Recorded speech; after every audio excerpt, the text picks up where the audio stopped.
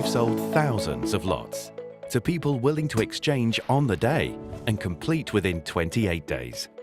Property auctions made quick, easy and simple.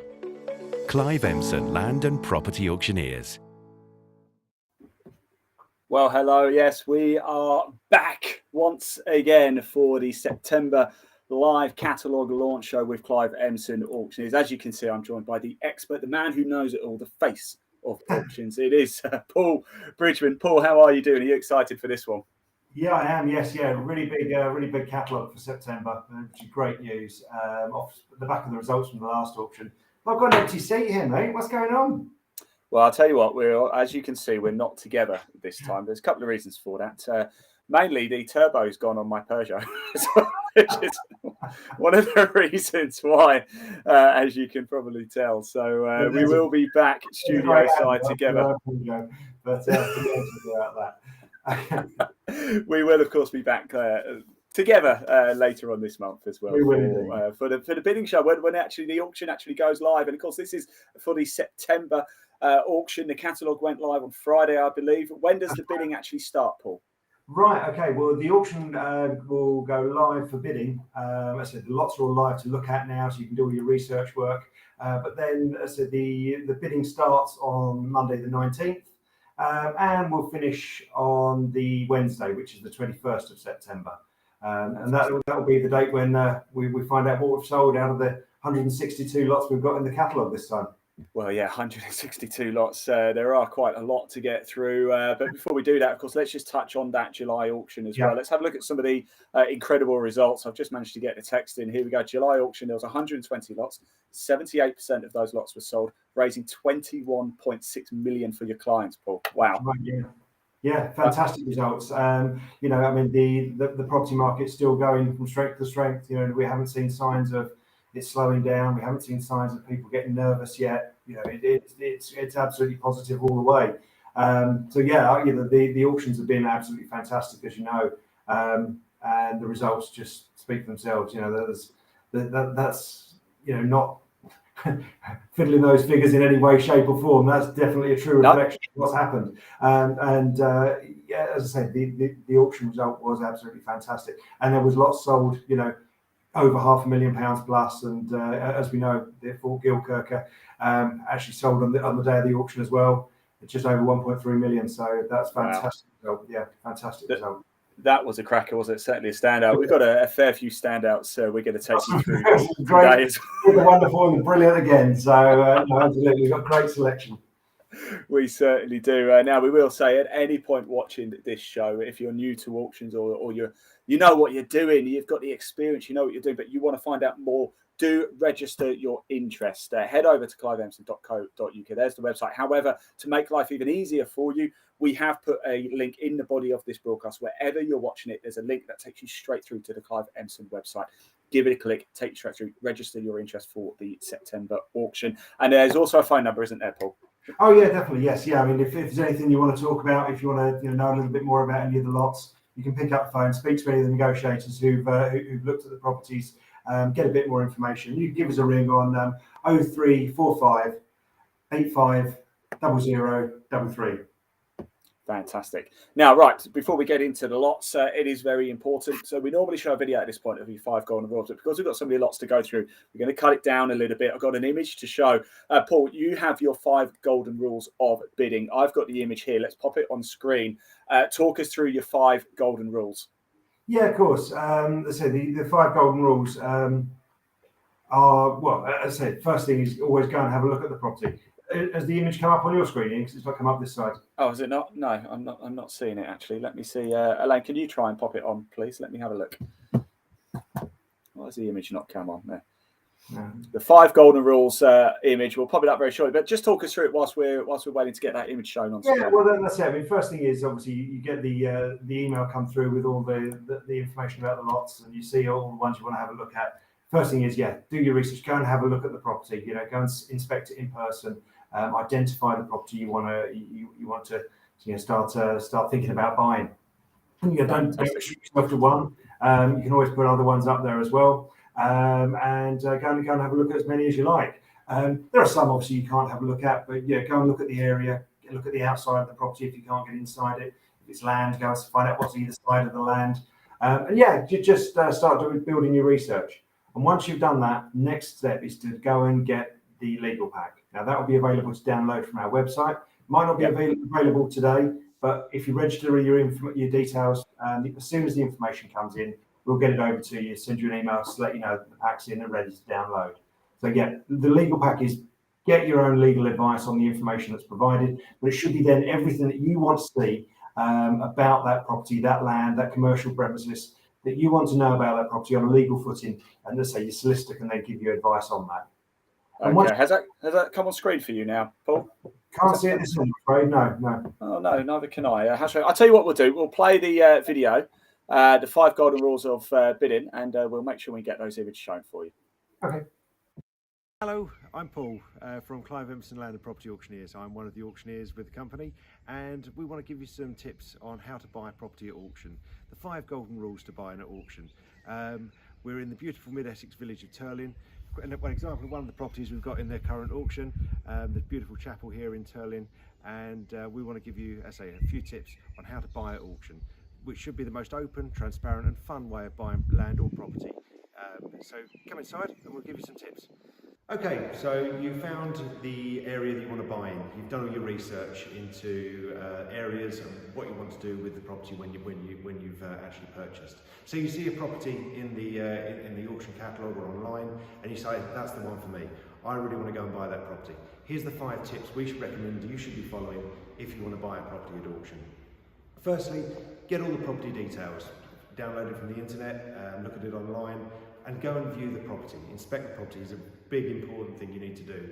You see a lot of people on Homes Under the Hammer who buy something and have never seen the property. Very risky. I would always recommend you in person go and look at the property if you can. Second point is the legals. Always download the legal pack, get your own legal advice on that legal pack. Get your solicitor to look at the pack, either send it to them or they can download it from our website also. Because really that is everything you need to know about the property, and like I say, it's the most open and transparent way of buying a property. So everything about the property will be in that legal pack for you to have a look at. Next thing, do you need a survey? Do you need it for finance purposes? Do you need it for your own peace of mind? If so, then obviously you need to organise that survey before you come along to the auction to bid. So that's a really important point. You may not need a survey. You may be comfortable looking at the property yourself, have people you know who are comfortable of looking at the property and can give you advice on it. But if you need a survey or you want peace of mind, do it before the auction. Because after the hammer's gone down on the day of the auction, you've exchanged contracts. You're legally bound to purchase that property. So if you then go and get a survey and you don't like the report that comes back, you're legally bound to still purchase that property and you've paid your 10% deposit. Fourth point is knowing the costs. Know the costs of what you're going to be involved with. Is it just the purchase price? There's also an auction administration charge, which is on a sliding scale depending on the price you purchase at.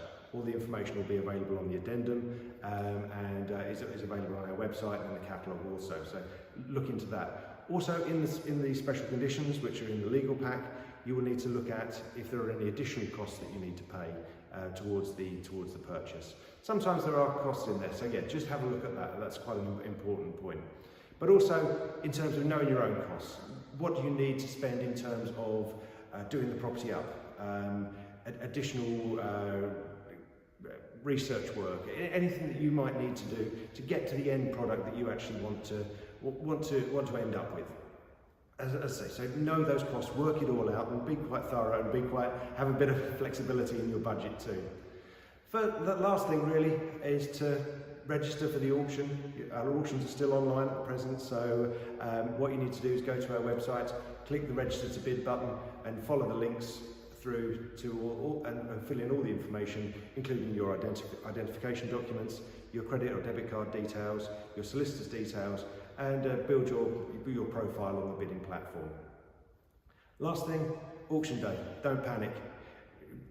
Stick within your means, know what you want to pay, and as I say, really you just need to then follow the process and see it through to the counter down to getting to zero, or that hammer falling, and at that point you know you've purchased the property. And the one thing to remember is if you are the successful bidder, You've never overpaid for a property at auction. Unlike informal tenders or on the market, you don't know what other people have bid. At auction, it's open, it's transparent. You can see what the underbidder's paid. And if you are the successful bidder, you know you've got it for one bid more than the underbidder. So congratulations at that point. Well done. You're the new owner of a land or property. So I hope that's been helpful. If you have any questions at any point during the process, best thing to do is give us a call, and we'll be only too pleased to talk you through the process a bit further and answer any questions you've got. Thank you. There we go, Paul. Good stuff indeed. Now, I fingers crossed we are going to be able to show the images now. If not, I don't know if anybody else can see that on screen. Let's see if we can pop the 5 golden rules on screen. Elaine, if you could do that for me. Let's have a look.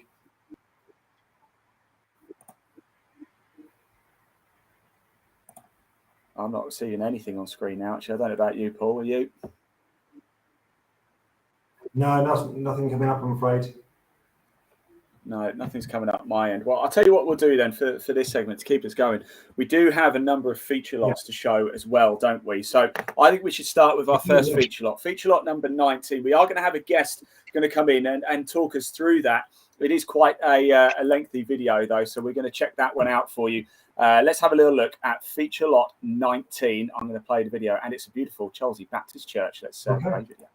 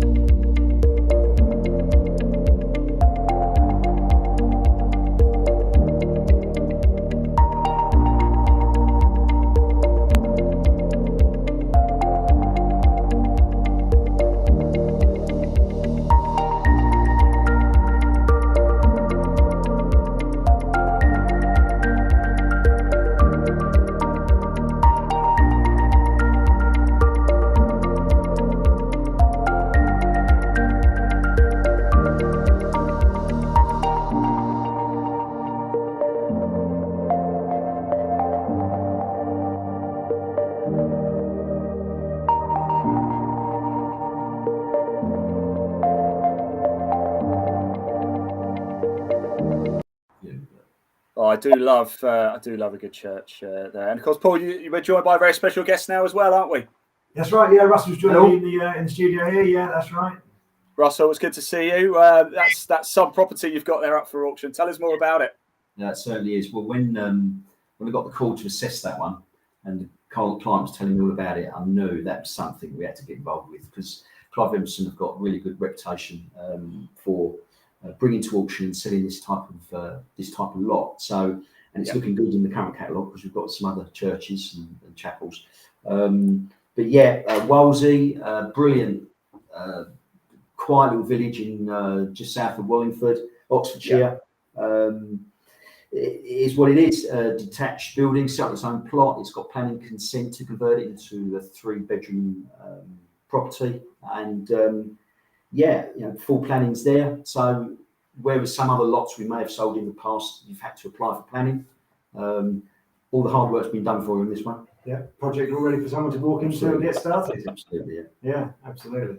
And you did a star spotted on the way there, apparently. Oh God, yeah. I couldn't believe it. So I'm in the middle of nowhere, and driving through another little village, and I'm at set traffic lights, and there's a guy walking up the street with his dog. As he got closer and closer, I went, I can't believe it. That is Jeremy Irons. Jeremy Irons, oh yes. And I thought, I can't believe it. I mean, I could have, I'm in the middle of nowhere, wasn't expecting it at all. And he walked along nonchalantly, straight into a little coffee shop. I thought, God, dear. So there you go, rubbing shoulders with. That's it. Yeah, that's it. That doesn't happen in Chelmsford too often, does it? No. Couple of only way Essex stars maybe, but I wouldn't know if I tripped over him, to be fair. Well, Jeremy Irons, if you're watching this, that property is absolutely, yeah. Russell, tell us, how long have you been with Clive Emson then? Tell us more about how long you've been with Clive Emson and your career. This is my second year. So I started just after the lockdown, and it's been brilliant, absolutely fantastic. For me, every day it's a busman's holiday, really. I love it. It's great. Yeah, I worked with Russell a few years ago, and I told him he was wasted where he was, and he should come and join us. And I've been trying to get him to come and join us for years. And when the opportunity came up, there was the only one man to call and start putting the pressure on. And I got my man. Now, let me ask you a quick question, actually, because I always find this fascinating. I'm not involved, obviously, in auctions and such, other than this show, really. And that property you've got there, the church we've just seen there, that magnificent property. How does that come to you? Do you see it at the side of the road and think, I'm going to inquire about that? Or do people come to Clive Emson and think, I want to put this up for auction, or I'm not really sure what to do? How does it work from start to finish of somebody going, I want to sell at auction, what do I do? Yeah, there's a whole different number of reasons, really. Something might come to auction. We get people contact us directly because they've seen us on Homes Under the Hammer, and that, to be honest, is one of our best adverts. Is that we appear on that program a lot, which is great for us. And people put 2 and 2 together, work out who we are, etc. So we get a lot of calls off the back of that. It's great education as well in terms of telling people what to do with auctions. It's not feature-led. It's not, looking for an inside story or anything like that. It's just about the people and the property, and that is perfect. And it tells people what to do at auctions, but not only buyers, but sellers as well. So we get properties like this one, which is a former chapel. We had Turling Chapel earlier in the year. We've got other chapels and churches in this catalogue as well. As I say, yes, it's quite a specialist type of property. People will look through the internet, see who sold similar things, and they'll contact us off the back of it. On top of that, as Russell mentioned, we've got a great reputation with buyers and sellers alike. Having started the business almost 35 years ago in 1989, that's when the company was founded, and we built on the family name, and we're still a family-run business. So customer service is very much key to us, and we have to create that, that positive, good feel about what we do, but also working with integrity and fairness and all these things that you shouldn't be, every auctioneer should be doing in order to improve the standards in this sector of the market.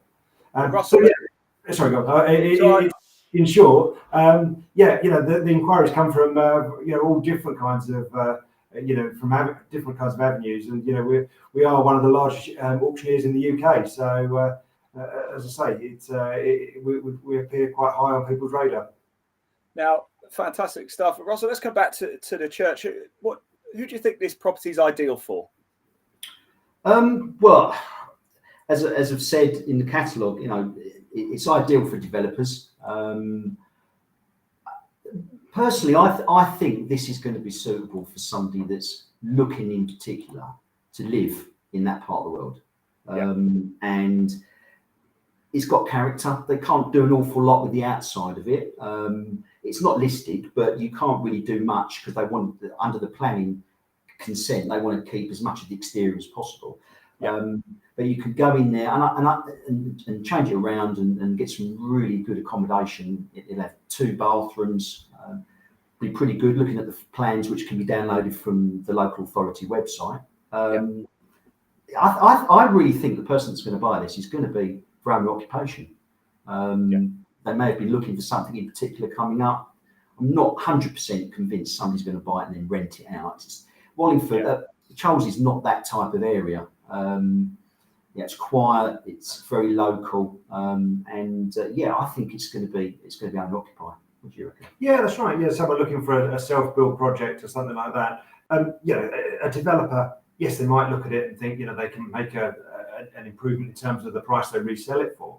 But something specialist like this, someone who's looking for a chapel conversion or a church conversion, they make fantastic conversions. So there's a market out there for people looking for something just like this.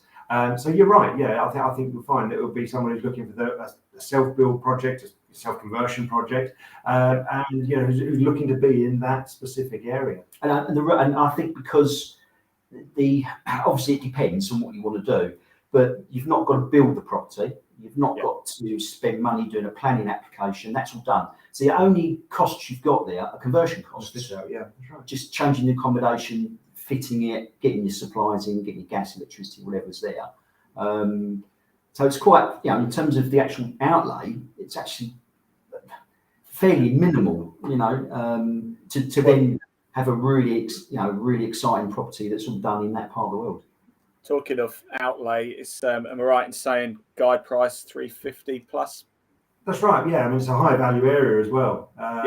It's a really popular little location. So guide price at 350 plus, and then people can put in there the fittings, the furnishings, the quality of kitchen they want to put in there, and I would say whoever's going to do this, I'm sure they'll do it very well, and they'll put high quality fittings in there to really make it stand out and be a really fantastic. And it's tucked away, so you wouldn't know it's there. And I'd like to think that probably whoever did buy it, they kept the little archway across the top. It says Chelsea Baptist Church.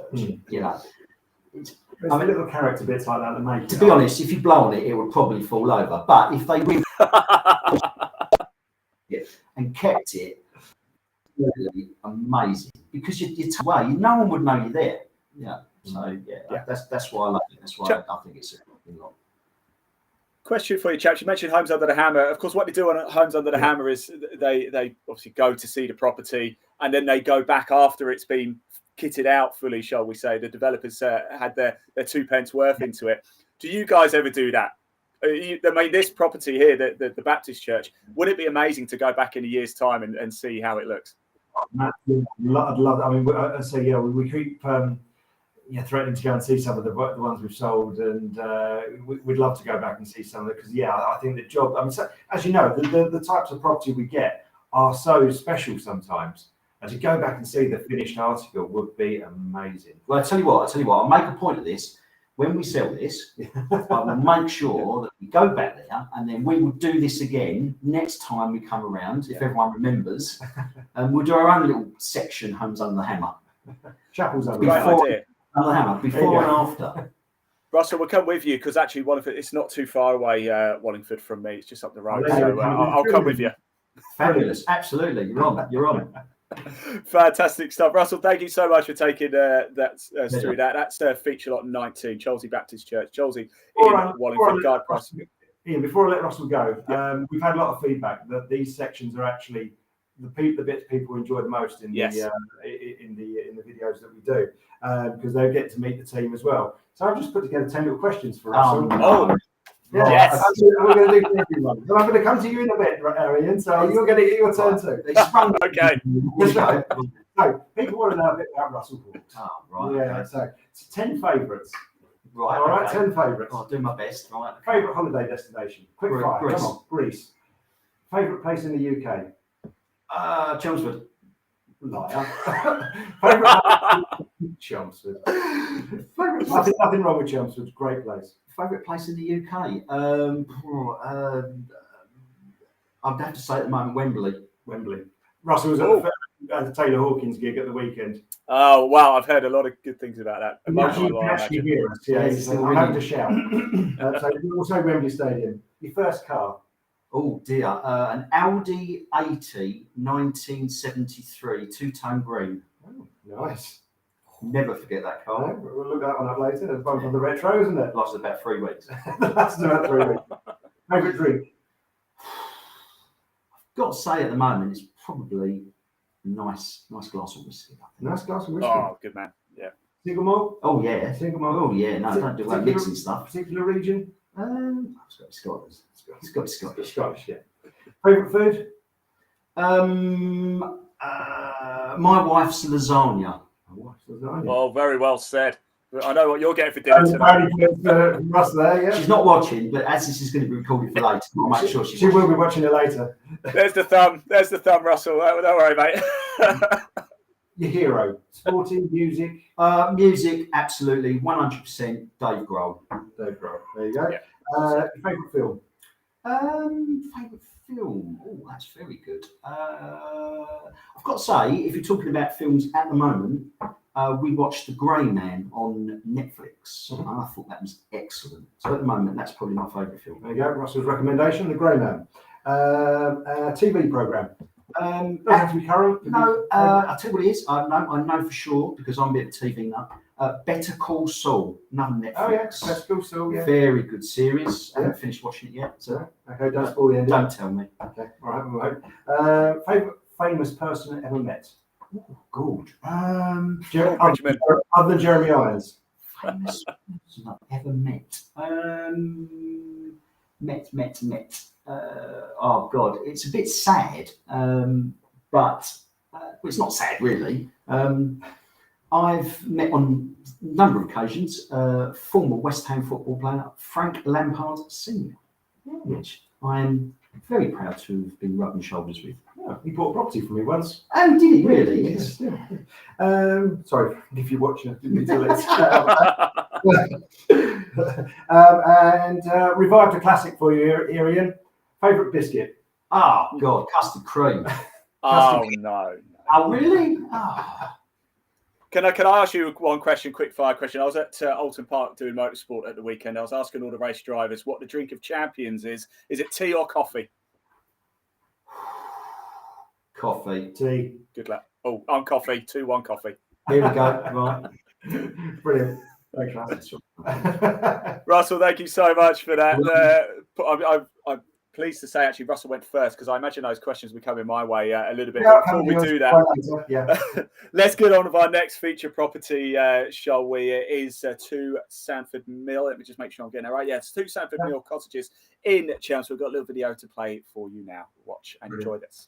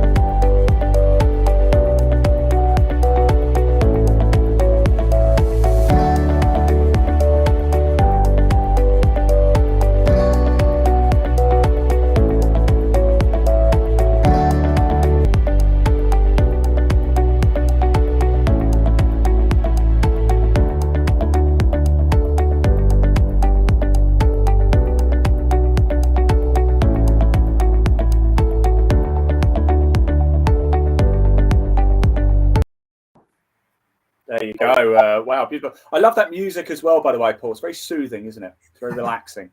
You know, I always feel. Yeah. Not to send people to sleep, but. No, I think it's quite upbeat. I think it's quite nice. So that is, of course, lot 36, feature lot 36, 2 Sandford Mill Cottages, Sandfield Lane. Chelmsford, your neck of the woods, is called. Guide price between 250 and 260, I believe. That's it. Guide price 250, 260. It's a beautiful little cottage down in Sandford Mill Lane. It's not far from the A12, close to the parking line to get into Chelmsford City Centre.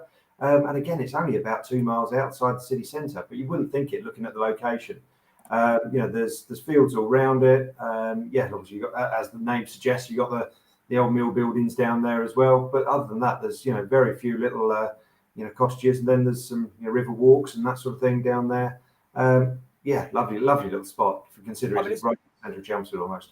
It's in really good condition as well, isn't it? It's almost ready move in, I imagine. It needs a little bit of finishing off in places, a little bit of work. The kitchen and the extension at the back just needs a little bit of attention to finish off, and then the rest of it, it's just sort of decoration according to taste. I mean, there's heating in there, but not in every room, so that you want to be finished off, and then it is just general redecoration work.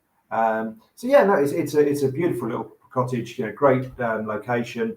I think someone looking for this sort of property is going to be very, very popular, I hope. That loft as well, that sort of converted attic, definitely needs a paintbrush over it, doesn't it, as well? There's quite garish blue.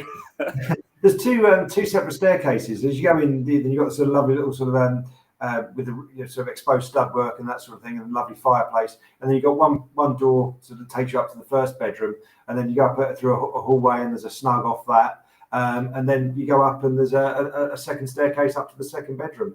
I say one needs a bit more attention than the other.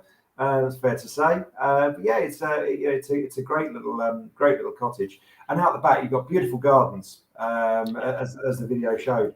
And again, there's more information, more photographs on the website at cliveemson.co.uk. And as I say, you go down the garden, nice sized garden, and then there's a row of little hedges, little archway through, and you've got a decent sized workshop at the bottom of the garden as well. It's got a lot going for it. I think I think it's been nicely extended in sort of in keeping with the theme of the buildings, a bit of modern, bit of and a bit of the character that was there. It's all been done really nicely. Really nice. I think that could be a great little home for someone. Yeah, I certainly think as well. And as we said, guide price from 250 to 260. If you are interested, as Paul, just to reiterate, Paul, I do believe we actually do have the ticker bar running across the bottom as well. Head over to cliveemson.co.uk to register your interest for the September auction. Live bidding from the 19th, didn't you say, Paul? 19th. That's right. Bidding goes live on the 19th, around about midday. And from then, people can log on, start the bidding process. And it'll all finish on the 21st. First lot will finish at 11 o'clock, and they'll go on from there. Every 3 minutes finishing, lot 2, lot 3, lot 4, and so on until lot 162 comes to an end at the end of the day. Only slight change to that is if we get to the stage where someone's bidding and trying to snipe a bid in at the last 10 seconds eBay style, not going to work on their system. Because the timer will refresh for 5 minutes to give everyone fair chance to come in and rebid. So don't think you're going to be outbid by someone coming in at the last moment. Please read through how the process works. But as I say, you'll be rest assured knowing that the timer will reset. Everyone will get another 5 minutes to come back and make an increased bid if they wish. Absolutely. As I say, I envisage a late night on the 21st because with 161 lots. There's a chance we could still be going at 10 o'clock in the evening, which never a bad thing because it means we're doing well. Exactly, because it's an online auction as well. To make life even easier for you watching this too, if you do want to register your interest, if you like to look at that, there's a link in the body of this broadcast, takes you straight through to the Clive Emson website. You don't even have to type it out. How good is that, Paul? Couldn't make it any easier for you to register your interest as well. Or if you want to give us a call, as we say, please do give us a ring. If you're unsure about any aspects of the auction process, bidding process, what do you need to look at, what do you need to do in terms of legals, etc. Give us a ring. Best number to reach us on. You can ring the local offices, Numbers are all on the website, or you can ring the main number, which is 0345 85 00 333. You say, give us a ring on that number. All the team here, we're a friendly lot. We'll be only too pleased to talk to you, and Russell will talk to you endlessly about Dave Grohl. He certainly will. I do remember I saw the Foo Fighters myself at Leeds Festival 15 years ago now. I'm going back, maybe even longer than that. Sort of showing my age a little bit here, Paul. Now, everybody watching this show, as you can see, we've adapted it ever so slightly. We're making this actually a feature lot show. I'll be totally honest, we're having a couple of issues with the images getting them shown on screen for some reason, but don't worry, we will have another full lot show. You will see all 162 lots at some point over the course of the next week. We'll repeat this show multiple times as well, up until our live bidding launch show, which will be on the 19th, actually, won't it, Paul? The day of the bidding launch. You can tune back in and watch that. Get back into it too, and we will later on this week bring you another show where you will see the images of all 162 lots going under the hammer. For this show, we're going to focus on the feature lots right now, and we've got even more coming up. We have a guest coming up very soon, I believe. Do we have Kevin coming up very, very shortly, Paul?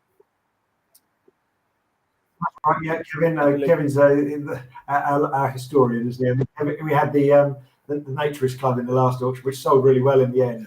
As I say, Kevin's always got great knowledge of the lots he's selling, so I'm sure he's got something up his sleeve for us this time as well. He certainly does. We're going to come to him very shortly, but before we do that, he actually has two lots that we are going to feature with him, and one of them actually landed remains of Napoleonic Fort, and another Napoleonic Fort at Dungeness Road. Have I said that right? Yeah, that's right. Land Battery Road. Well, I don't know about you, Paul. I'd quite like to see it. So shall we have a look? Let's have a look. Yeah, absolutely.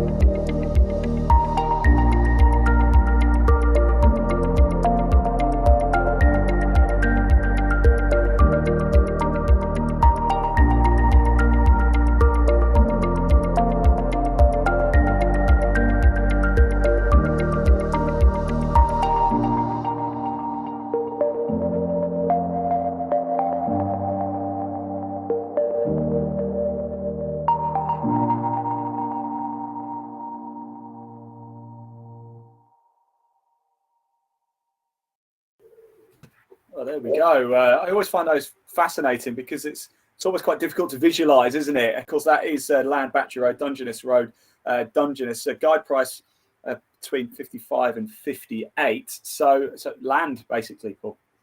It is, yeah, about 26 acres approximately there. So it's a little fact for you as well. It's understood that Dungeness is Britain's only desert. There you go. Did you know that? Is that true? Is that really true? And Europe's largest expanse of shingle. Wow. Okay. Isn't it incredible what you learn when you watch an auction show? I bet Kevin says exactly the same in a minute. And I'll just tell you, he's ripping off my comments. But to be fair, I'm ripping off his. Well, look, we'll find out more as soon as Kevin does come in. He's not far away. He'll be in very shortly. In fact, he's got 2 feature lots, which we'll go through with him very, very shortly. Whilst we wait for him, though, let's just talk about that as well. We spoke about properties coming on like that, because it's not just properties you get. We had water towers, we had forts, land, of course, as well. Yeah. How does somebody decide that's enough? I'm just going to get rid of this. Is it that simple? Do they come to you, or do you look at that bit of land and think, right, who owns that? I'm going to do some research and find out and contact them. No, I mean, majority of our lots will come to us organically. You know, people contact us and say, look, I've got some land to sell. I want to do this. I want to do that. And as I say, we sell for many different people, whether it's private clients, it could be trusts, it could be charities. Probate properties, land as well. Yes, as I say, there's all sorts of reasons that something might come to auction. And as I say, we tend to find it's not always necessarily the property that dictates it goes to auction. Quite often it's the actual client's circumstance. They might have had a rental property that's gone bad. They might have been, as I say, unfortunately inherited a property owing to someone passing away, or it could just be that they're moving in with family. They're going abroad. They don't want the process of going on the open market, getting a sale, falling through, etc., etc., and the whole process taking. I spoke to someone the other day, and they were saying that they put an offer in. And the whole process took nearly 10 months to go through to exchange of contracts. Yeah. That doesn't happen with auction, because obviously the catalogue came out just before the weekend. We've got the auction on the 21st of September. That's when it finishes. And then people are exchanging contracts on that day. The drop of the gavel, or the time we're getting to zero, is an exchange of contracts. The buyer is legally bound to buy, the seller is legally bound to sell. So as I say, it's a great way of buying and selling. It doesn't work for everybody. But people can get finance. They do go and get finance on some of these properties. Yeah. So as I say, there's nothing that restricts someone buying or selling a property at auction, because as you see, we sell all sorts, whether it's chapels, parcels of land, great houses, commercial property. We've got an industrial unit in this auction as well. The cottage we featured the last lot, the one at Sanford Mill Cottages. Beautiful property, and that had been on the market with an estate agent, Cooper Hurst in Chelmsford. Brought that to us and said, look, we've just had a sale that's not going anywhere at the moment. The client is looking for some certainty, some closure on it once it's sold, and we've suggested this is perhaps the best route for him to get that. So as I say, people come to us for all different reasons, and I say most of it is organic. There's people that we talk to and suggest to them, yes, auction might be a great route for them to consider. But a majority of it comes through word of mouth, recommendation. Obviously, the advertising shows like this. I mean, we have about 4,500 people watching the show in the.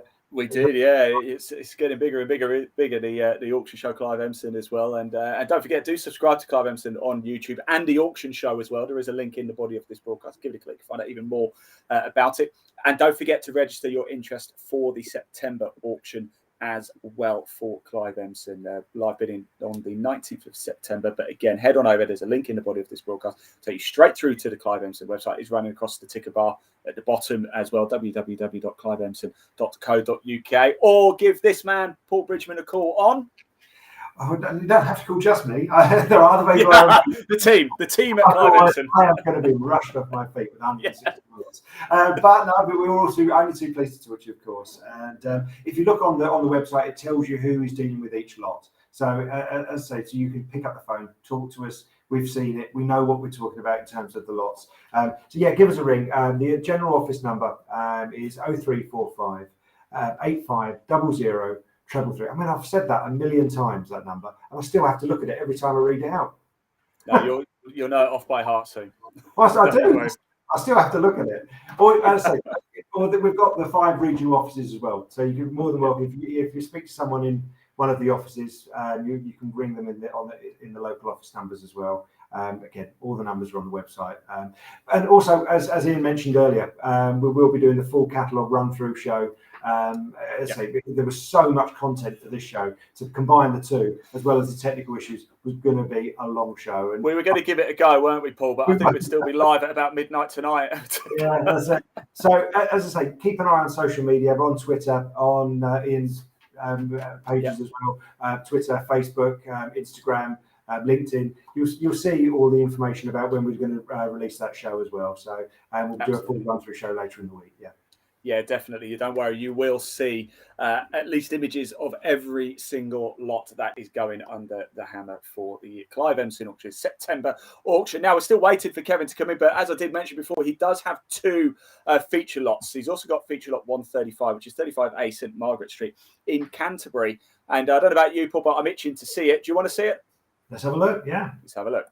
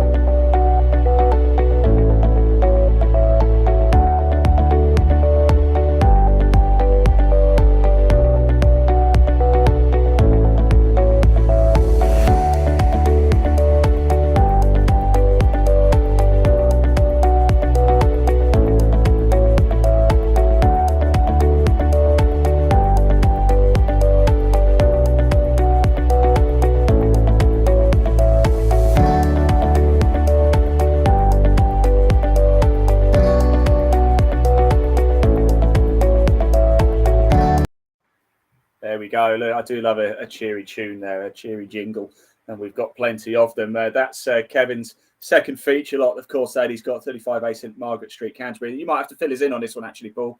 So tell us more if you can.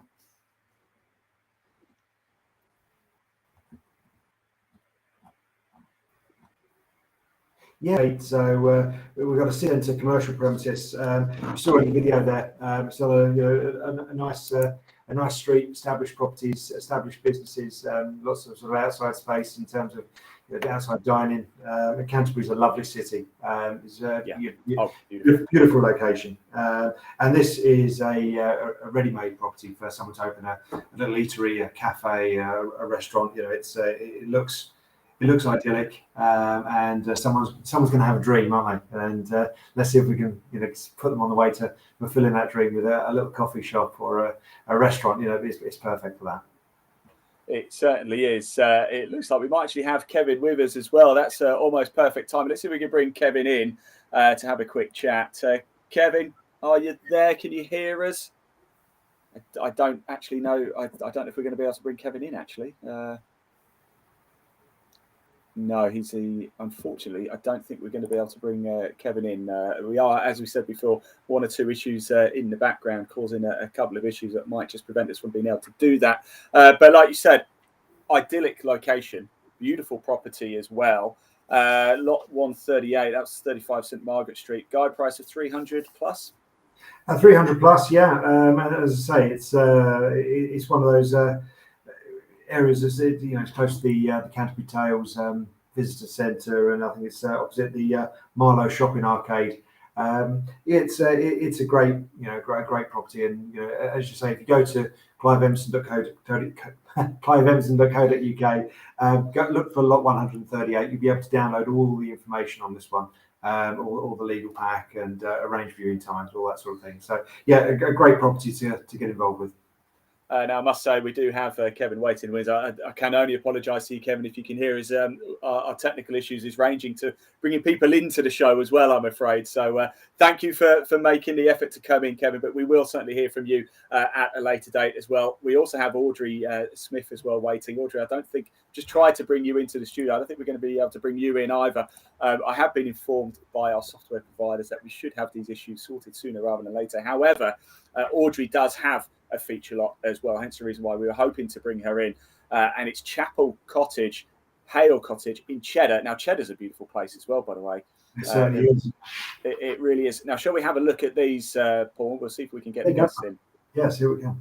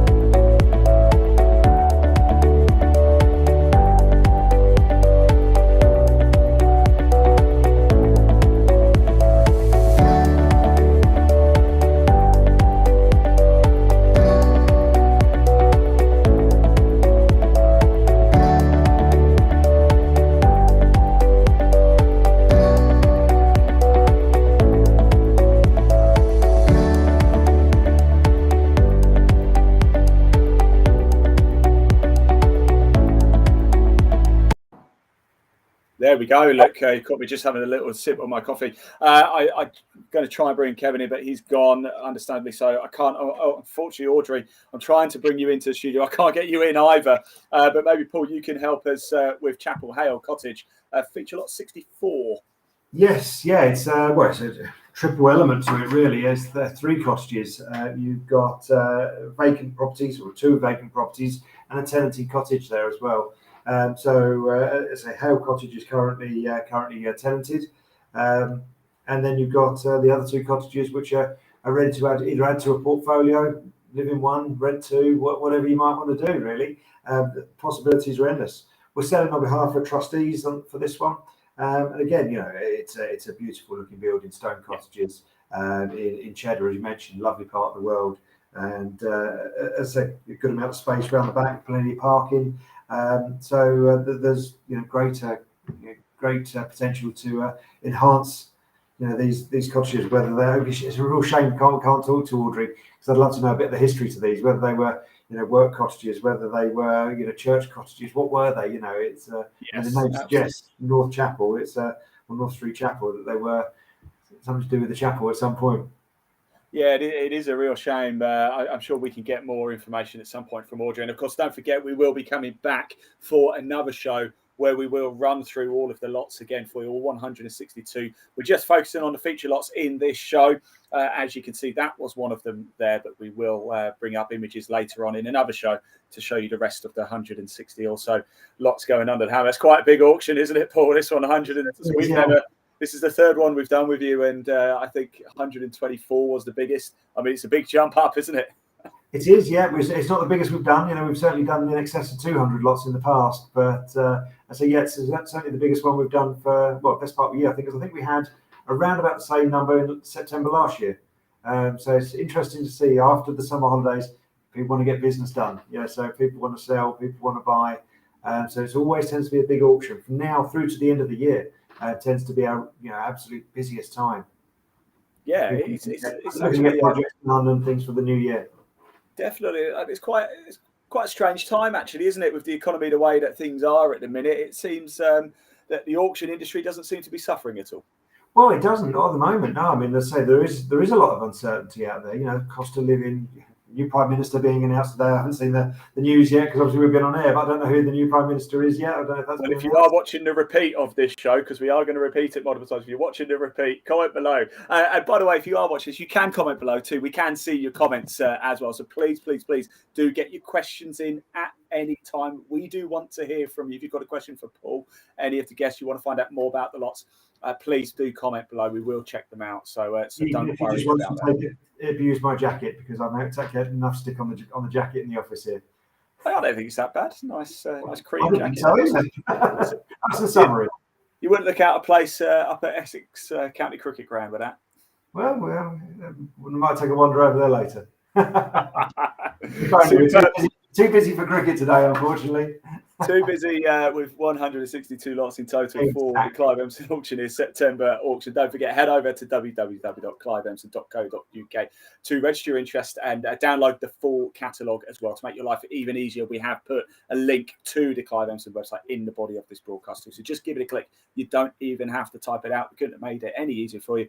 Register your interest. If you like any of the feature lots you've seen so far, want to find out more, then do check it out. Head on over. Of course, we are going to bring you another show with all 162 lots in as well. That will be a nice little photo show. We'll get you all of those in too. Now we are going to let's just take another look at we have another feature. It's Welcome Hall Plymouth. We've only got images for it, and as you know, we're 1 or 2 issues with that, so we won't be able to show you those. But we do have another one as well. It's 54 Ruthin Road, Blackheath, South East London. It is actually one of yours as well, isn't it? Yeah. I believe, Paul. So let's have a look at the video. Let's have a little look at this, and then you can tell us more about 54 Ruthin Road.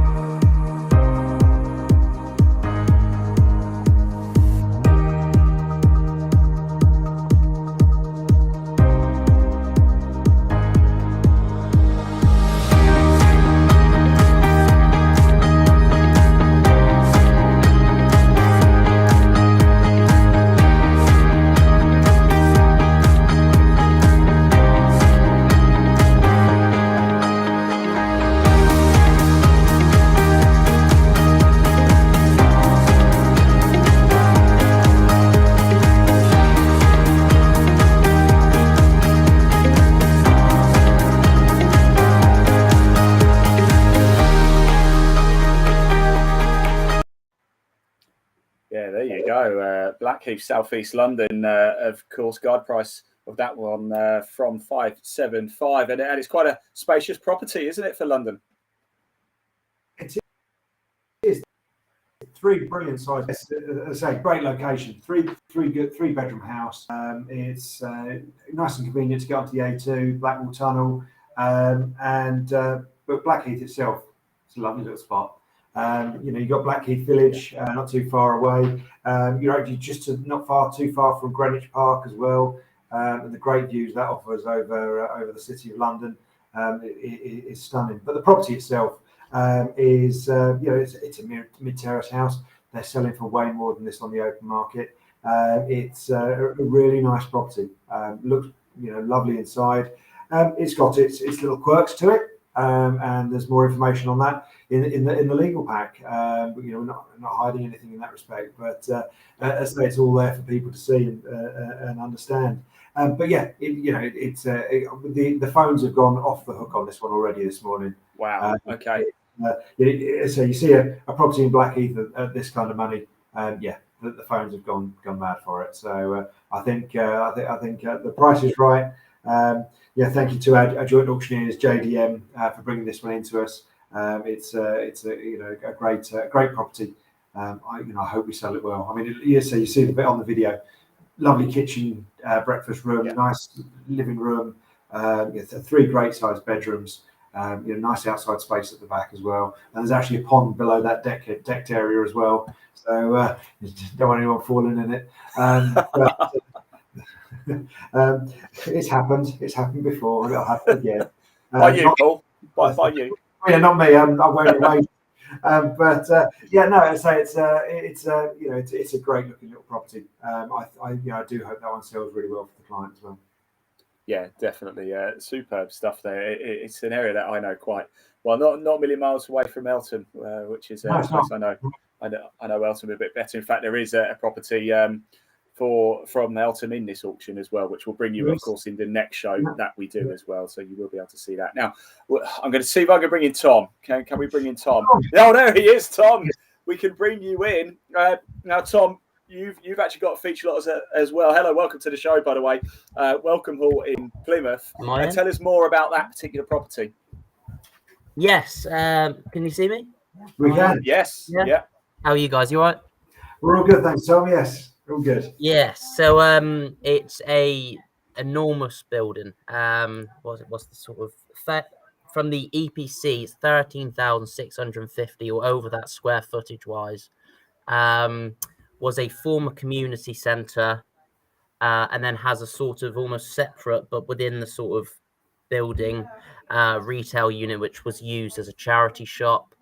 It's got rear access and front access, sort of 4 stories at the front, a middle section, which is about 2 stories, sort of a basement and first story, and then got another 4 stories at the rear as well. So I think sort of what people are going to be looking at is the potential for development, possibly keeping the retail unit, making possibly another shop at the front, and then trying to get some residential units throughout. Obviously, with all the consents being obtainable. Of course, yeah, that's right. Yes, yeah. No, it looks a really interesting property, and as I say, this one's come to us by Plymouth Council, I believe. That's through the Plymouth City Council, that one, yeah. So just starting to get a few of them. We've also got another one, Plymouth City Council, just down the road, actually. That's a 1-bed flat.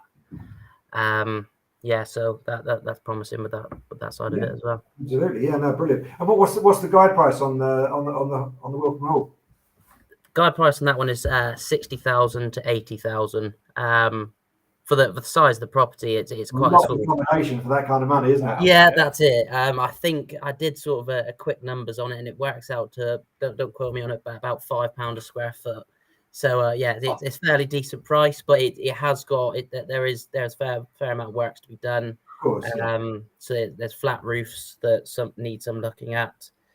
But yeah, obviously the end value, if you're able to get sort of planned development, could be a decent value. Well, Tom, I've got a £10 note in my wallet now. Can I have 2 square foot? That's it. I'll just pass that on. I'll retain that for you.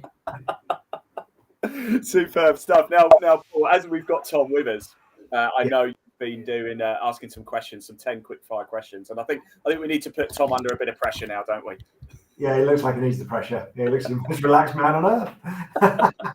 Brilliant. Phones have been busy this morning since the catalogue's gone live. Well, I've actually been out all morning, Yeah, but I've just come in, and Sally has not been off the phone since I've been in. No, okay. And there's you talking to us, eh? That's it. No, I say people love this section of the show where we just have a chat between obviously the negotiators, get know a little bit more about you. I threw this at Russell earlier, and so it's just 10 quick fire favourites, really. Right. Okay. Favourite holiday destination. Favourite holiday destination. Not sure what people think of it, but Amsterdam. Very nice. Very nice. I won't ask why. We won't ask why. Good night. Good cheap beer. It's the scenery. The scenery. Good answer. Good answer. Favourite place in the UK. Favourite place in the UK. Manchester. Manchester. Yeah. Yeah. Yeah, interesting place. It's like the London, but not as expensive. Yeah. Absolutely. First car. First car was a Ford Focus that I got off my cousin's boyfriend for 200 quid. Nice. Favourite drink. Favorite drink. Anything with alcohol, really. Is Audrey coaching you in the background? That's it. Or just keep chucking the answers over. Brilliant. Your hero, whether it be sporting hero, music. Right. Okay. Probably if it was, I'll go with sporting. Steven Gerrard. I always liked Steven Gerrard. I used to play quite a lot of football when I was growing up, and Steven Gerrard was always my favourite player. Yeah. Cool. Favourite food? Favourite food? Probably a boring choice, but steak and chips. Sounds perfect to me. Good dinner, that. Favourite film? Favourite film? Oh, another sort of cop out, but Shawshank Redemption. It's got to be up there. Yeah, that is a cop out, Tom. It is a cop out. That is such a cop out, that one, isn't it? It's a good film. Don't get me wrong. That's it, and I know the people aren't going to argue with it. That's it. What's it about, Tom? What's it about? Who stars in it? Really sure. It's about singing and dancing, isn't it? Favourite famous person you've ever met? Famous person I've ever met? Yeah. Clive Emson. Oh, there you go. MBE. That's it. That's the one. How much is that pay rise worth, Tom? That's it. I'll find out later. And your favourite TV programme? Favourite TV programme? Doesn't have to be current. It could be. Can't say I watch a huge amount of TV, to be honest. Audrey, got any answers for me?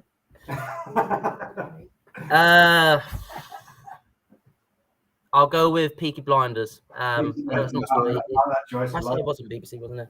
Yeah. Definitely. Peaky Blinders. And last two are connected, really. Favourite biscuit? Favourite biscuit? Audrey actually mentioned this one. It's a Hobnobs chocolate hobnobs. Hobnob. Couple last night. That is a good shout. And to go with that chocolate hobnob, tea or coffee? Coffee every day of the week. That's 3-1 coffee. Come on, coffee. That's Come on, coffee. Tom, did you say Audrey's there? Is Audrey opposite you? She is there. Do you want? Yeah. Because unfortunately, we couldn't bring Audrey in a little bit earlier. But Tom, thank you so much for joining us. We really, really do appreciate you taking time out.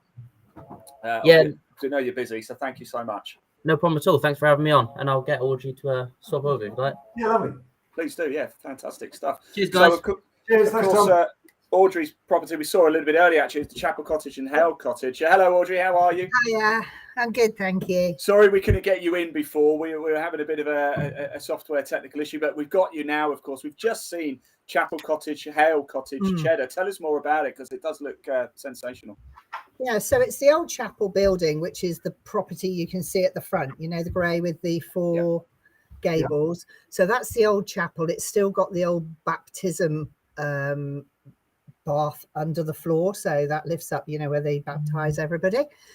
And then there's two cottages as well. One of them's actually tenanted at the moment, and the other one is vacant, and that's a 2-bedroom cottage ready to go. To be fair, it's a little bit tired, a little bit, it needs a clean, but yeah, it's ready to go. But the chapel itself, obviously a little bit of hope value there, but located, Cheddar is famous for its cheese. Yeah. And it's just a lovely location in Somerset, by the Mendip Hills, that sort of area. It's super. And it's gorge as well, of course. It's famous. It's famous gorge. It's limestone gorges, is it? I believe, and stalactites and all of that. No, it's a nice one. It's got an awful lot of potential. Whether you were to extend the cottages, because there's room there to do that by the looks of things, or just to get those rented out and then use your potential with the chapel itself. Yeah, I mean, loads of different potential there, I think. Obviously subject to all planning consents, but certainly got a lot of potential. I said Audrey would know their history, didn't I? She knows the stuff. I was shouting to you, but you didn't hear. Sorry, the window's open, Audrey. But no, great one. It is a great one. And if you need a bath, you just take the floor up and go and have a lie down in there. Absolutely. Right, Audrey. Now we've put a couple of people through it so far. Put them through their paces. Paul's 11 questions now, actually, isn't it, Paul? And you know, we should ask. We should make it 12 and ask what people's favourite cheese is as well. Cheddar. Yes, there you go. There you go. So, Paul, over to you, Audrey. Your quick fire questions. Here they come. Quick fire questions, Audrey. Come on, then. Favourite holiday destination? I think Turkey. Turkey. Like Turkey. Yeah. Turkey. Big country. I know. I just like the holidaying there. Don't like the other bits. Favourite place in the UK? Cheshire, which is where I come from originally. I Cheshire. thought you were going to say cheddar then. Not Cornwall. No. Cheshire. I like Cheshire. You like Cheshire? That's fine. Favourite drink? Rosé. Glass of rosé. Glass of rosé. Well, Ian will buy you one next time he comes down to Cheshire. Yeah, Deal. good. I'll hold you to that. Definitely. Your first car? A little mini. Yeah. Brilliant. That's it. I love a mini. Yeah. Well, everybody's first car, really, in that era, I think. Favourite food? I want to say Italian, actually. I think Italian, but I do like a good roast. Yeah. So either of them, really. No problem. Your hero, your sporting hero, music hero, whatever it might be, who you admired growing up. I'm just surprised Tom didn't say Nelson Mandela because he's picking all the popular ones out of the bin, isn't he? There's so many, isn't there? You could sit there all day. I think the Queen's got to go down as one of my heroes. That sort of, I mean, she's just amazing, isn't she? Yeah, that is a great answer, actually. Yeah, it is. Yeah. Your favourite film? Oh God. Well, I can't even think. There's so many. Do you know what? I can't pick one. I don't know. And as soon as I get off here, I'm going to know, aren't I? But yeah, I don't know. Probably Toy Story. Good film. Very good film. Not Shawshank Redemption. No, both my sons did that at uni, and I'm sick of that film. So I'll stick with Toy Story. Tom will tell you all about it later. Yeah. If he knows what it's actually about. If he's seen it, I don't think he's seen it. No, he's just fibbing. I know him. Your favourite or most famous person you've ever met? Billy Bingham off SAS. Billy Bingham. You guys are grown asses. Favourite TV programme? I think SAS, actually. Who does wins? Yeah, quite like that. You're going for a job or a little spot on there, are you? Yeah, my son made it, actually. A couple of years ago, he was the series producer on it. So I've got to sort of hang in. That one then, yeah. Yeah, they both make TV programmes. So I have to say every single programme that they've ever been in. So I suppose The Bridge would be my favourite programme. Yeah. All these things that they've done. Yeah, all of them. Fantastic. And you had your little debut on Homes Under the Hammer recently, I hear. Sorry, you went a bit garbled then. I couldn't hear you properly. Oh, no, that's just Essex for you. No, you were on Homes Under the Hammer recently as well, weren't you? Yes, it's actually on TV tomorrow. Is it? Yeah. Tune in. God, I'm like a star. I'm the most famous person I know. Person, Audrey. I'm surprised Tom didn't say that, to be fair. Well, I'm surprised. You know, you can read Yeah. them in a minute. Yeah. So he's looking after his pay rise. I don't give him that. So. Last couple, Audrey. Last couple. Your favourite biscuit? Chocolate digestive. Chocolate digestive, and you're going to dip that in a cup of something. Cup of tea. A nice cup of tea. 3-2 back in the game. Oh, disappointing, but there you go. No, just trying to find out a little bit more about it because, let's say, people really enjoy these sections. So, next time someone's phoning you and asking you about the property in Cheddar, they'll be asking you, for a cup of tea and a chocolate biscuit. And a glass of rosé. And a glass of rosé. A glass of rosé, probably, but it depends if I'm driving. Absolutely. Great, Audrey. Rest of the show. Yeah, thank you so much for joining us and stepping in there. Apologies we couldn't get you in on your own computer, but Tom to the rescue there. Yeah, absolutely. All right, see you soon then. Take care. See you soon. Bye. Bye. Good stuff. I'm delighted we managed to get Audrey. And apologies to Kevin. We haven't managed to get him in. He did try. So thanks for trying, Kevin. Big apologies. We will hear from you, though, at a later date. Remember, this is the feature lot show. We are going to have another show for you as well, where we're going to work through all 162 lots. You're going to see the images. We'll talk through the guide prices for you. You will see every single lot before the bidding goes live for the September Clive Emson auction. 19th of September, Paul. 19th of September, the bidding goes live. Yeah, Monday the 19th from about midday. All the lots will be live for bidding. And the auction will finish on the 21st, Wednesday the 21st. First lot will finish at 11 o'clock, and every 3 minutes after that, another one will be coming along to finish off. But you can bid any time from the Monday onwards. So get involved nice and early. Don't leave it all to the last minute. And as I say, I'm sure there'll be some great deals done on the day. We certainly will. Now, wait for the next show. You can go to the website now, cliveemson.co.uk. As we mentioned, the link is running across the bottom of the screen. Click on the link, and you will get through to the website, and you'll be able to see all the lots there. If you can't wait to see us again, and then I say you can make a head start on seeing all the lots that are available. Yeah, do that as well. And to make life even easier, there is a link in the body of this broadcast. It will take you straight through to the Clive Emson website to keep up to date with everything that's happening with the auction as well. Make sure you subscribe to the auction show on YouTube. There is a link in the body of this broadcast, and Clive Emson on YouTube too, because you upload every single video as well, don't you, actually, of the lots too. So do check out Clive Emson on YouTube. It's well worth a look. Yeah, absolutely. All the lots are on there. They can be accessed directly from our website, or go to the YouTube channel, so you'll be able to see them all there. Yeah, no problem at all. Now, Paul, we're not going to finish up just yet, because we've spoken to Audrey, we've spoken to Tom, we've spoken to Russell. You've put the questions to them, but we haven't had them put to us yet, have we? So I think you and me go head to head with these 10 questions. Look, the first one was favourite holiday destination. Favourite holiday destination, yeah. Go on, then, what's it for you? And then I'll tell you mine. Portugal. For me, it's Manhattan. Manhattan. Yeah. Bit different, Portugal, the Algarve to Manhattan. Do you know, I could live there. I don't know what it is about the place, but just magical. Yeah. Excellent. Well, question 2. Yeah, favourite place in the UK? Well, for me, it's got to be Harrogate in North Yorkshire. Is that home? Is it? Originally, yes. Yeah. Yeah.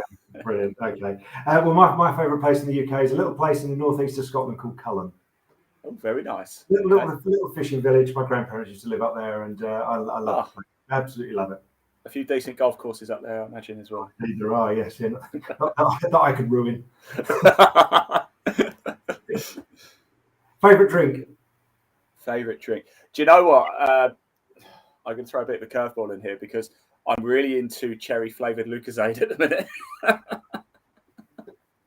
Does it have to be alcohol? Does it have to be alcoholic? I do drink, by the way. I do drink. So. It doesn't matter if you don't. What about you, Paul? Favourite drink? I do love a cup of tea. Yeah. But Yorkshire tea. It's got to be Yorkshire tea. I've got Yorkshire tea, absolutely, yes, yeah. However, Rob, who we've obviously featured last time with the property in Fort Gilkirker, when I was working with Rob down at the New Forest show, he recommended a beer to me at the local pub that I was staying at. It's a Ringwood Brewery 49er, absolutely. Really, I know the Ringwood. Really Brewery. nice. Yeah, Ringwood Brewery. So next time I'm down that way, it's difficult to get hold of around it in Essex, unfortunately. But next time I'm down that way, I'll definitely have a pint of 49er.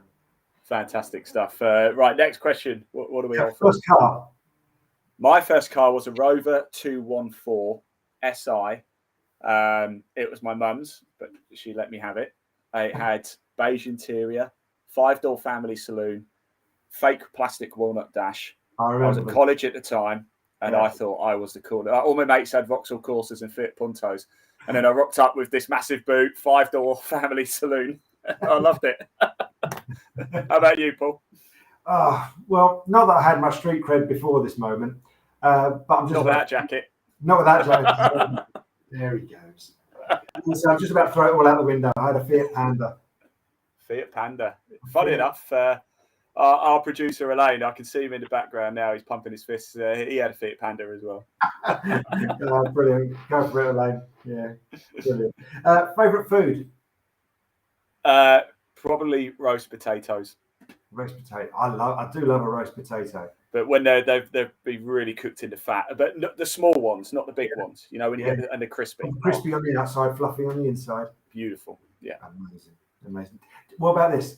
Now, I get a lot of stick on this. If I go out for a Sunday dinner, my wife goes mad if I put tomato ketchup on the table and on the plate and start dipping the roasties in the tomato. Oh, yeah. Not sure about that. Dip it in gravy is fine, but not tomato ketchup. No. You're going to get an invite to dinner then? No. Okay. Well, I love ketchup. I dip most things in ketchup, but not roast potatoes. Not on roast potatoes. All right. Okay. I'll let Nick know. But Ian says no. Right. For me, it's seafood paella. Seafood. Love paella. Not a seafood fan, unfortunately. No, I love fish and I love seafood. So fair enough. Takes all sorts. Your hero. Music. Right. Sport. Yeah, sporty. I've actually got two, so I'm going to cheat a little bit. Nigel Mansell is one, and I'll tell you. Yeah, and I'll tell you why. It's because he raced in an era of Formula One when it was the best of the best, wasn't it? You know, Mansell and Prost and Senna and Piquet when he was good. And you know, what a time to be racing. And he'll probably openly admit he wasn't the most talented out of all of them, but he was probably the most determined out of a lot of them. And he just never quit, did he? Never gave up, that man. My second is Tiger Woods as well. I won't hear a bad thing said about Tiger Woods. Yeah, fair enough. No, well, I kind of had two as well. It was Nigel Mansell and Glenn Hoddle. Okay, yeah. Shown my allegiance there, haven't I? But I'll get some comments on that one too. But yeah, Glenn Hoddle, I think he was a phenomenal player. Unbelievable. Yeah. Even when he was Chelsea manager and he was doing things on the pitch that no one else could do. Absolutely amazing. Yeah. Some player. Yeah. Favorite film? Shawshank Redemption. No, I'm joking. Do you know what? It's such a difficult one because it depends on what mood you're in, doesn't it? Funny enough, I've just really got back into when I was a bit younger. Showing my age here, I had the Lethal Weapon box set on VHS, and I always like Lethal Weapon 4 was always my favourite, so I'm going to go with that. Lethal Weapon 4. There you go. I kind of, again, like I say, it's always kind of what mood you're in to watch. But one for me I love the James Bond films, but Skyfall for me is my absolute go-to film for a feel-good, good over evil type thing. Yeah. Do you know what, Sky? Funny you say that because it's the one film that I could just watch over and over and over and over and never get bored of. It's just got it all, hasn't it? Yeah, that's a really good shout, actually. All right. Subcategory: favorite Bond. Skyfall. Bond, as in which actor? Daniel Craig, actually. I agree. Craig. Yeah, no, I thought you put a real change to it. Anyway, go on, my property, but it's fine. You know, it's no problem at all. Where were we? Favorite TV program? Right. I'm going to say this one. Some people won't like it, but I was a huge fan of The Office. You know, with David Brent and all that. The UK one. That's it, Ricky Gervais. The UK one, and then when I got Netflix, I started to watch the American one just to see what it was like. Yeah. And I really liked it. And of course, the thing about the British office is only like 2 series, but the American one is like 12 series. So it took me like a year and a half to get through it. But do you know what? When you first watch it after watching the British one, you're like, oh my God, this is embarrassing. The more you get into it, it's really good. And because it's so long as well, because it's 12 series, you really get into the characters. And so actually, I would probably say both offices, the UK and the American one, are equally as good. No problem. Right. For me, kind of, I'd tell you the Sherlock, the one with Benedict Cumberbatch, and I really like that. Luther, I thought that was an awesome series. Yeah. Or like Tom said, Peaky Blinders. So I've been very sitting on the fence there. I've never seen Peaky Blinders actually. You know, recommend. No, I've heard good things. Yeah, I was going to say Emmerdale, but I thought no, I'd be a bit more cooler. Favorite biscuit? We're back. It's got to be a chocolate bourbon, isn't it? It's just Chocolate bourbon. Yeah. And I'm going to go with a. You asked me this question once before, actually. I did, yeah. Yeah. Did you remember what I said? I do actually. I remember it. I did say custard cream, dear, because everybody says custard. I said Jammy Dodger because it was like my cartoon, and then he win. Jammy Dodger. That's the one. That's the one. Yeah, I remember now. Yeah. And we've said tea or coffee. You're in the coffee camp. I'm in the tea. So coffee wins. I think that's 3-2 or something to coffee. Coffee's the champion. Coffee, yeah. 3-2. Now, good stuff, Paul. Thank you so much for joining us. As I said before, we will have another show for everybody too. So you will see all 162 lots. Keep an eye out on our social media and, of course, Clive Emson for that one too. We will push it out live so you'll be able to see every single lot. We are going to repeat this show as well. So if you haven't had a chance to catch up with it, if you're watching the repeat, hello from the past. And hello to the future if you're watching this show on repeat, of course. We don't know who the new Prime Minister is, but you already know. Spooky. There you go. We are going to repeat this. This has been the feature lot show. Of course, we've gone through a number of the feature lots that are going to be shown for the September auction for Clive Emson. Our next show, of course, we're going to work through all 162 lots. You're going to see them all. We'll give even more information about them for you as well. So don't you worry about that. Paul, have you enjoyed it? Absolutely great. Yes. Now I look forward to seeing you later in the week where we'll do the run-through show and talk a bit more about the lots. In the meantime, like I say, if anyone's wants to get ahead of the game and have a look at the website, all the lots are on there for you to see. You can start booking viewings, downloading legal packs, all that sort of thing. Start, making some investigations into what's out there. Keep an eye on the social media side of things. We'll let you know when the next show's coming up. So we'll see you later in the week, and we'll also see you on the 19th of September as well for the big bidding live show. So to announce the biddings live, and we'll have a chat about how the marketing process has gone, what's been the star lots coming up, and what to watch out for. Yeah, absolutely. Now, this show is obviously showcasing the feature lots. It's also a bit of education as well. So to players out, it's actually going to be you, Paul. You have your 5 golden rules of bidding, of course. If you're watching this and you've never bought from auction or sold from auction, a little bit unsure of what the process is, or if you have done it before, it's been a while, you just want a bit of a refresher, to players out is Paul Bridgeman with his 5 golden rules of bidding. Thank you so much for watching. And, of course, we'll see you for the next show. Yeah, I'll see you soon. Hello, I'm Paul from Clive Emson Land and Property Auctioneers. I'm one of the auctioneers with the company, and we want to give you some tips on how to buy property at auction. The 5 golden rules to buying at auction. We're in the beautiful mid-Essex village of Turlin. An example of one of the properties we've got in their current auction, the beautiful chapel here in Turlin, and we want to give you, as I say, a few tips on how to buy at auction, which should be the most open, transparent and fun way of buying land or property. So come inside and we'll give you some tips. Okay, so you found the area that you want to buy in. You've done all your research into areas and what you want to do with the property when you've actually purchased. So you see a property in the auction catalogue or online, and you say, that's the one for me. I really want to go and buy that property. Here's the 5 tips we should recommend you should be following if you want to buy a property at auction. Firstly, get all the property details. Download it from the internet, look at it online, and go and view the property. Inspect the property is a big important thing you need to do. You see a lot of people on Homes Under the Hammer who buy something and have never seen the property. Very risky. I would always recommend you in person go and look at the property if you can. Second point is the legals. Always download the legal pack, get your own legal advice on that legal pack. Get your solicitor to look at the pack, either send it to them or they can download it from our website also. Because really, that is everything you need to know about the property, and like I say, it's the most open and transparent way of buying a property. So everything about the property will be in that legal pack for you to have a look at. Next thing, do you need a survey? Do you need it for finance purposes? Do you need it for your own peace of mind? If so, then obviously you need to organise that survey before you come along to the auction to bid. So that's a really important point. You may not need a survey. You may be comfortable looking at the property yourself, have people you know who are comfortable looking at the property and can give you advice on it. But if you need a survey or you want peace of mind, do it before the auction. Because after the hammer's gone down on the day of the auction, you've exchanged contracts. You're legally bound to purchase that property.